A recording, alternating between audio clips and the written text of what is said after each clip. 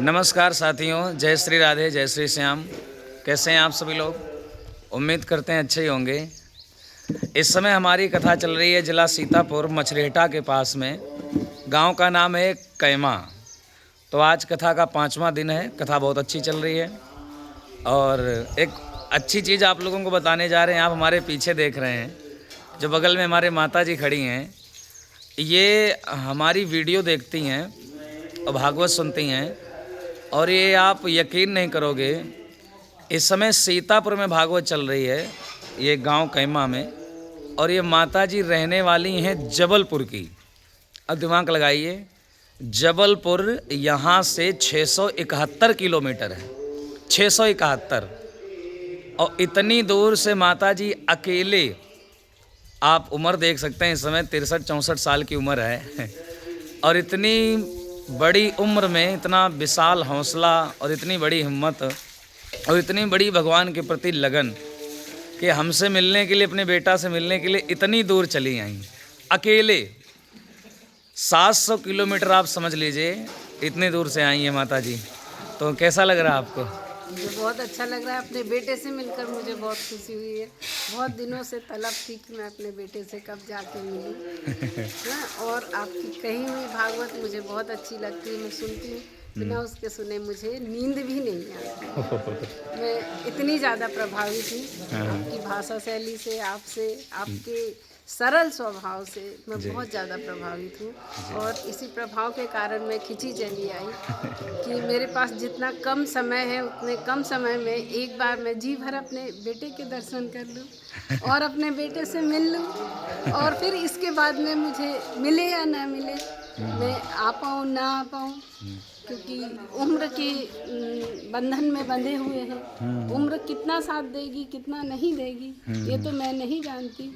लेकिन अगर सौभाग्य मिला तो मैं फिर आऊँगी और फिर अपने बेटे के साथ 7 दिन की कथा सुन करके और आनंद मनाऊँगी। आनंद से मैं अपनी कथा सुनूँगी। सब लोग आ जाओ, सब लोग आ जाओ। अपने बच्चे के आ जाओ, साथ, आ जाओ, आ जाओ। अपने बच्चे के साथ मैंने जो समय वायरल बिताया होगा, आ है, जाओ। पूरी टीम के साथ में मुझे मिला और मेरे बेटे ने मुझे स्वीकार किया। ये मेरे लिए बहुत बड़ी बात है। एक अनजान व्यक्ति को मेरे बेटे ने मुझे स्वीकार किया है, इतना सम्मान दिया है, इतने सारे लोगों के बीच में मुझे अपने साथ रखा बिना किसी संकोच के।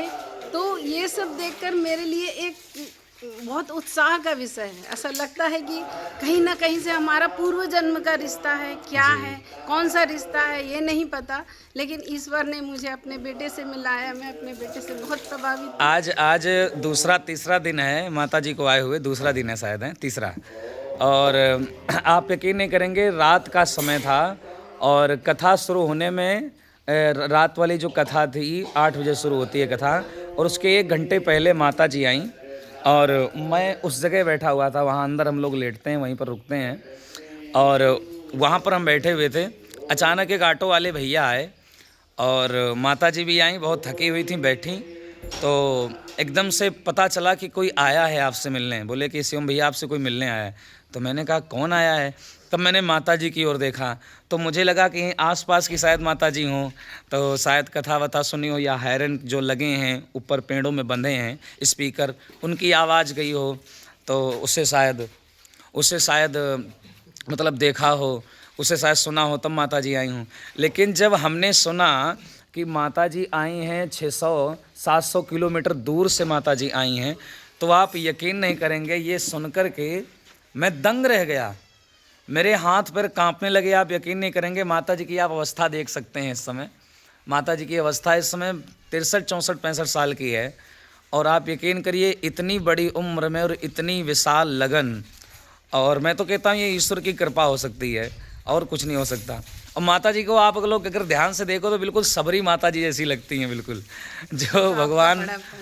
हाँ, बिल्कुल बिल्कुल, आप बिल्कुल देखने में सबरी माता जी जैसी लगती हैं। जो खुशी हो रही है वो मुझे अपने बेटे से मिलने की और उनके सामने से कथा सुनने की हो रही है। जो मेरे मन में बहुत बड़ी लालसा थी कि मैं मेरे बेटे को सामने से सुनना चाहती हूँ। ये सुनने के लिए मैं यहाँ आई।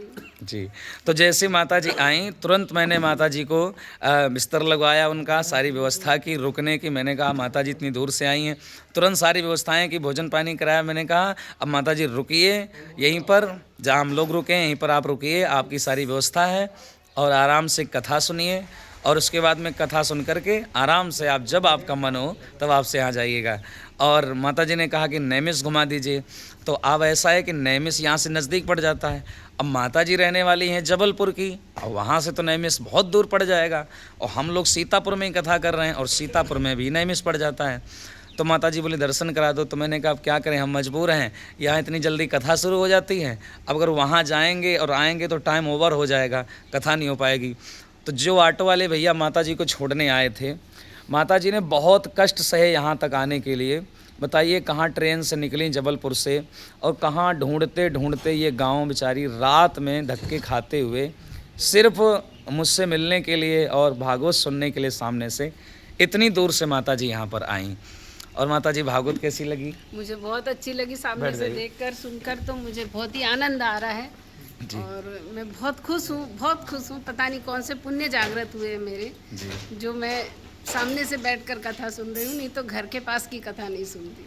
अरे वाह। हाँ, घर के पास, हमारे घर के बिल्कुल पास में मंदिर है। जी जी जी। जितनी दूर भागवत पंडाल है इतनी दूर मंदिर है। हाँ। वहाँ कथा होती है, सब होता है, पूरा सम्मान मिलता है। लेकिन पता नहीं आपकी जो वाणी में जो मधुरता है, आपकी वाणी की जो मधुरता, आपकी जो शैली है कथा, जी जी, वो शैली ही मुझे बहुत अच्छी लगी कि मैं कब इस शैली में कब सामने से बैठकर शिवम को सुनूं, और कब मुझे सुनने का अवसर मिलेगा। तो ये सब सुनने के लिए मैं इतनी दूर आई थी।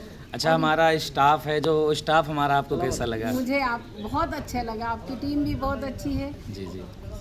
और अब आप लोगों को दिखा देते हैं, ये ऑटो वाले भैया हैं, मैं इनका भी धन्यवाद करता हूँ।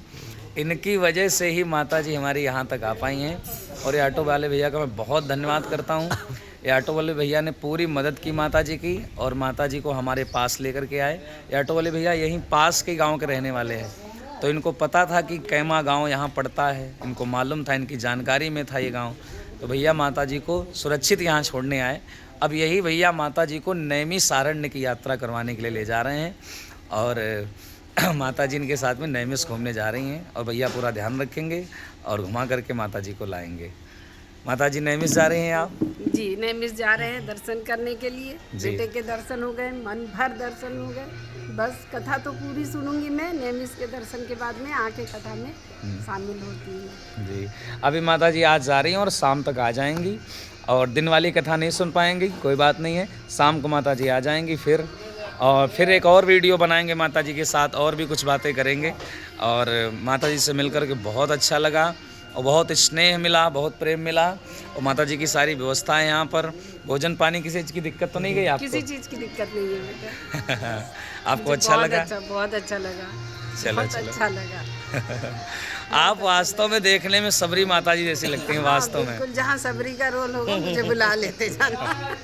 मैं आपके साथ सबरी बन के बैठूंगी, है ना? हाँ। चलो, अब तो मैं फुर्सत हूँ, मुझे कोई काम नहीं है। जी जी। अब आप लोग इनसे कुछ सीखिए कि कितनी भगवान के प्रति इतनी बड़ी लगन है कि अपना सब कुछ त्याग करके यहाँ इतनी दूर माता जी कथा सुनने के लिए आई हैं। अब माता जी नैमिष आ रही हैं, फिर शाम को आएंगी, फिर आपको मिलवाएंगे। ठीक है माता जी? हाँ, राधे राधे। ठीक है ऑटो वाले भैया, ध्यान रखना माता जी का पूरा। ठीक ठीक, राधे राधे सभी लोग।